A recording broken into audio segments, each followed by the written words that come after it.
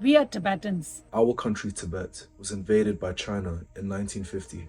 For over 70 years, China has run roughshod over the rights of the Tibetan people, our people. Our land has been stolen, our lives systematically eradicated.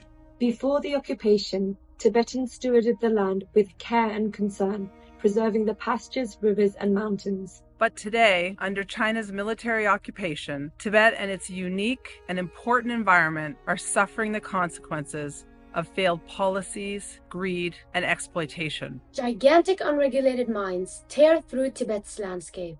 Mega hydropower stations choke major Tibetan rivers, vital rivers that supply fresh water to over 1 billion people. Our villages flooded, our cultural heritage destroyed, and all without any consultation with local Tibetans. China's exploitation of Tibet is causing mass pollution, destroying vital ecosystems, and defacing Tibet's once pristine landscape. Our land, our life, Our livelihoods are being destroyed.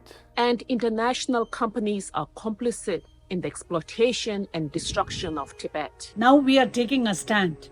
We Tibetans from around the world are calling for a global moratorium on resource extraction and mega development in Tibet. Until Tibetans are able to determine how our land and resources are used, all extraction of Tibet's natural resources must halt.